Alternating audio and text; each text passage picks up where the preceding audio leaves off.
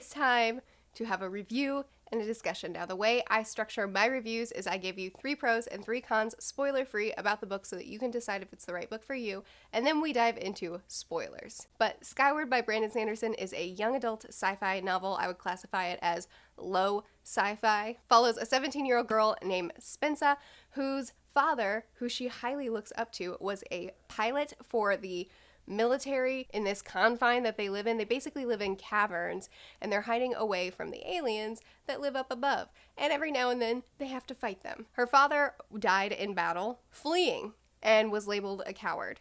And they had to shoot him down because he was a coward, and that's the way they go in this society. And because of his reputation, Spensa has also been deemed a coward because they believe that there is a defect that lives in certain families where they have it like in their brains to be a coward and to run away. And so they don't trust Spensa, and they have always not trusted Spensa, and she has grown up in a really unfair situation, treated very poorly by a lot of people, and now she is fighting tooth and nail to become accepted into flight school. She has one person on her side, and that's Cobb.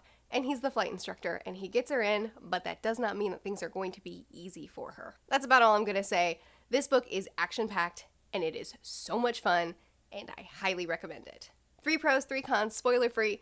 I kind of cheated, but these are my rules, so I guess that's okay. I'm going to give you 5 pros and 3 cons, so I'm going to try to get through this really quickly because there's a lot. Starting with a pro, we need to talk about this fellow. His name is Imba. So a little chunk into the book, we get introduced to this fighter jet named Imbot. Does that look good there? Nope. How about here? There. Did it. So Imbot, he is a fighter jet that is in need of repairs, doesn't fly anymore, but he is an AI. And he falls into the trope of the sassy, goofy, comedic relief that everyone loves. Sanderson even says that he's been planning this book for years, and it evolved from the boy and his dragon, which is one of his favorite tropes, and it moved to the girl and her murder bot. It is so well done. This is one of the books that I buddy read with my Patreons, and we even had a discussion in the Discord that we have. Is Mbot better than the dragon companion? It's a toughie. He is a character. He's been programmed to search for mushrooms, and he is obsessed with it, and he's a goofball, and he tries so hard to simulate human emotion, and so he'll be offended, but then he'll have to remind you, I'm not actually offended because I don't experience emotions. He's just a blast. Said I was gonna get through these quickly. Good job, Murph. Con number 1 for me is world building. This will not be a con for a lot of people, but this is why I say that the sci-fi element for this book is more low sci-fi, and the reason I say that is because Sanderson is a master at world building and complex magic systems and really just building up these complex world systems, but making it simple enough that it's easy to follow. So there's a distinct society in this world, but we pretty quickly in this book move away from the society, and it's never really built up very much. Really, the world building doesn't even begin until the end of the book, so I think that it's really going to be a lot more focus in book 2. I hope it is.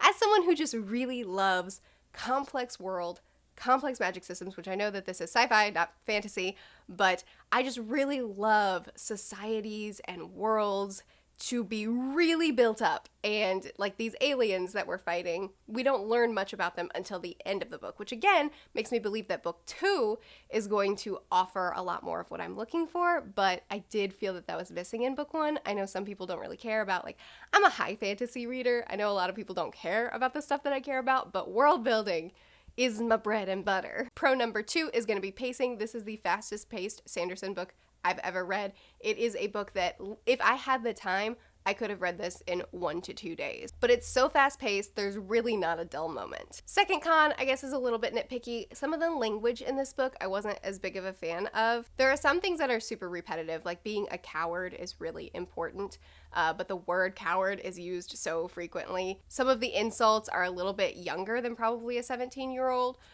would use. Like, for instance, one guy is nicknamed Jerkface, which isn't super 17, but I still felt like it fit.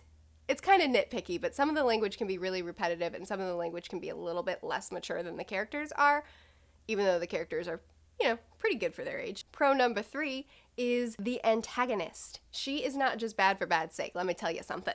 And she's so deep. The more we get to know her, the more I really get where she's coming from, why she acts the way she does towards Spensa, why she runs the place the way she does. And I love that. I love that even though I think she's wrong, I sympathize with her and I get it and I don't hate her, even though I probably should. Con number 3 is just that I didn't feel like this book really had the depth of a lot of Sanderson books.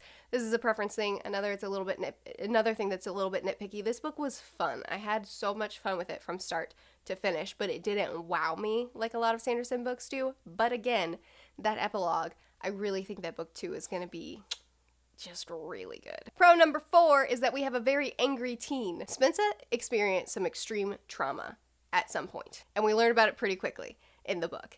And then from there, she's been mistreated for a long time. And Spensa is angry, and Spensa overcompensates her anger by threatening people and by picking fights and by being a brat. And Spensa inflates herself and tries to make herself look like she's untouchable. And a lot of people find Spensa really annoying. So a lot of people, this would end up in their con section. But this is a big pro for me because 17-year-old Spensa is 14, 15, 16-year-old Murphy. Spensa handles her trauma and her situation, her really terrible situation. The way she handles it is by going aggressive, by going angry, and by inflating herself and trying to make herself look like she can take on the world alone. And quite frankly, it's an accurate representation. I know not every teen would handle trauma this way. So I'm not trying to say like, this is the only way that things are done. A lot of people wouldn't handle trauma this way, but some people do. I did. And Spensa is me as a teen. And this is the most accurate representation that I've seen of the way I handled stuff when stuff didn't go well for me in my life. And I just really, really appreciate that. Spensa is an accurate representation of how some teens are gonna handle trauma, and it's brilliant. If you want to see a mad, aggressive, inflated, overcompensating teenage girl, she's it. And she has already a ton of growth from book 1 to book 2, or from the beginning to the end of book 1. So even if you don't like that, she does experience character growth. And I'm sure it'll only continue as the series continues. But I appreciate who Spensa is because I've never seen a teen portrayed as well as she was as far as my own experience. My last pro is going to be the friendships. So Spensa, her call sign is Spin. She is in a flight crew of a bunch of other teens and they develop the best squad. I love their relationships with each other. I love a book that really emphasizes strong friendships, and this book did, and it was great. This is actually one of the areas that I would have loved to see more depth of. I wish we got more of their friendships and more of their interaction because it was so well done. Okay, that's my spoiler-free section. We're going to dive into spoilers real quick. So here's the spoiler sign. You should probably leave if you haven't read it yet, but I highly recommend it. This book was excellent. You should read it. Going through my spoiler thoughts, I'm going to go through them kind of quickly because I don't have a ton of time here, but I want to first piggyback off of my last pro, and that's the friendships.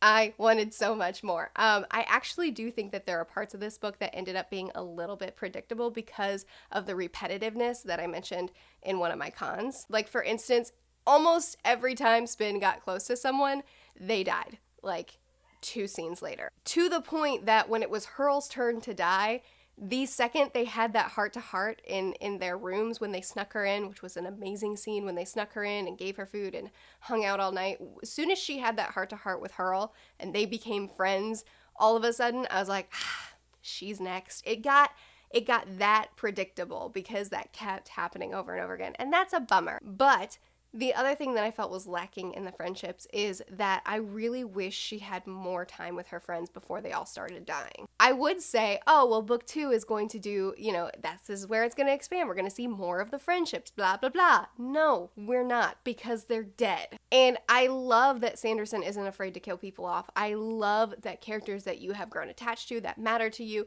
you have no guarantee for their life in his books, and I love that about him. However, I wish that we could have built up their friendship with Spin and built up their personalities a bit more before they started dropping like birds. I loved the depth of her dad's situation and Ironside's situation. I love that her dad actually did turn on everybody, but there's more to it than just that. I was thinking that he was innocent and Ironsides was framing him, but it turns out Ironsides was covering up something even worse. I love that he actually did turn on them, but then there's this depth to it where he was being basically brainwashed, which I kind of guessed, but I guessed a lot of things, so I don't count it as a win. But he was basically being brainwashed, and he was thinking that he was killing the Krell, but nay, he was killing his comrades. I love that the defect was real, that Ironsides was right. She was right in being suspicious of Spin, and she was right of being afraid. Were her tactics right? No. Telling her that she can't eat with the rest of them or sleep with the rest of them and she had to go live in a cave, that's a bumski. Probs shouldn't treat a kid that way. Her extreme prejudice was wrong. Not listening to the other doctors that were monitoring Spinza and that were saying that she's not actually a risk was wrong. But I loved that Ironside's motivation made so much sense that it wasn't just like, "Aw, I sympathize with the villain," but it was like, no, actually, you make perfect sense. And a lot of your reasoning and a lot of what you're doing is right, but a lot of it's also wrong. And I liked that there was that level of not just the villain that you can sympathize with, but it's the villain that's half right. And I loved that. I just really felt like that there was so much depth there that I wasn't expecting. I wasn't expecting the antagonist to be so deep and to be so right, and I wasn't expecting her dad to be, like, it was good that he was shot down. I thought that he would be framed. But it's actually, they did right by killing him because he was killing them. I love that level. When Mbot shut down, I was so sad. That was the worst. Not only because he shut down because I love him, he was my favorite character in the book, but also because he left Spin alone and she was so sad. And that was a really hard scene. I'm just kind of jumping around some of like the spoilery thoughts I have because like I said, I don't have a ton of time to really discuss this. But one other thing is Jordan and Spin. Good job, Sanderson. I always love Sanderson's buildup. I very rarely love his relationships once they're in a relationship. I don't really know how to explain it, but once his characters get together, I feel zero chemistry between them. But the buildup is always so well done. And I love this buildup. I love a slow burn. I love this particular hate to love. Jordan, we got so much depth out of him in this book. We got so many layers out of him in this book, and I can't wait to see what comes of the two of them, especially after he gets pulled from flight school or pulled from being a pilot so that he can run his family business, politics, whatever it is. I'm just really excited to see where they go, and I ship them hard, and I can't wait. I really hope Sanderson doesn't like just kill their chemistry after they get together, because that seems to be his pattern. Okay, last thing, I'm going to talk about the epilogue, because this is one thing, like I mentioned, I read this with my Patreons, and so we talked about it in the Discord, and this is one thing that we disagreed on a lot. Some people loved the epilogue, some people hated the epilogue. I loved it, but I agree with a couple of the complaints. I loved that Spensa didn't have such a tremendous character growth in the epilogue, that she was like a whole new person, like redeemed, all better. She's wonderful now. She has none of her old flaws. No, she's still very flawed, and she's still held it over Ironside's head that she knows more than them now. And I really like that. I really like that she's still 17. She's not just like, all better now, I'm a really well-formed human. No, like she still was acting like a 17-year-old who's been treated poorly for a really long time. So she's still bitter, and she's still gonna hold stuff over their heads. And I love that about her. I love that she doesn't experience that much character growth. She still gets some, but she's still flawed. And we get to see some more growth later on. But I liked the way it was done. I also didn't mind the info dump. A few people in our chat didn't love the info dump in the epilogue, where it was just like, and then this happened. I think it didn't bother me because it was an epilogue, and that's what epilogues are. They're always info dumps, like, and then we did this. That's what an epilogue is. So that didn't bother me. And also info dumps in general rarely bother me. I will say though, one thing that they brought up was that it would have been a lot cooler to see this stuff happen firsthand. When she saw the Krell, when she like learned all this stuff, it would have been cool if we were still with her and we got to see this stuff too, and we got to see it first person, like we have the entire book, as opposed to she just goes up in the stars, we see it, and then where we come back down and we're in the epilogue and she's telling them about what she saw, which I agree. It would have been a lot cooler if we saw it first person instead of seeing it through the epilogue. That said, the epilogue set us up for a lot in book 2, and I'm really glad Sanderson did this at the end of the book, because if we didn't have that information about the Krell and about Spensa and about what the defect really is, if we didn't have that, I would have been disappointed, because like I said, world building is really important to me, and the epilogue expanded this world so much. It expanded the Krell. It actually gave us something about the Krell that made them interesting and not just this, oh, ominous being. No, like, I want to explore more of the Krell's motivation and more of their thought process. I really want to explore more of Spin's defect. I want to see how it tries to take her over. I want to see what kind of ability she has in being able to understand the Krell. I want to be able to get out of our caverns and out of where we've been in book 1 and get into the stars more and explore the Krell's world more. This was such a good setup for the series. This was such a good setup for what the next 3 books are going to be. And it did an excellent job of keeping me entertained and keeping me excited the whole way through. It did an excellent job of being just a really fun read that is going to be a launch pad into what I expect to be so good. Okay, so that's my review of Skyward by Brandon Sanderson. I hope you enjoyed it. Let me know what you thought about the book. This seems to be one that a lot of people are loving, but some people aren't so much. This is definitely not Sanderson's, I don't think it's Sanderson's best work. I don't think that it's his most like groundbreaking work, but it was a lot of fun, and I think that the next books, the way this book was set up, the next books are going to be, I just have high expectations. I think that Sanderson set us up for something awesome, and I'm so glad that the next book is coming out so soon. I post videos every Monday, Thursday, and Saturday. Be sure to chat with me more about it in the comments. I'll see you guys again soon. Bye.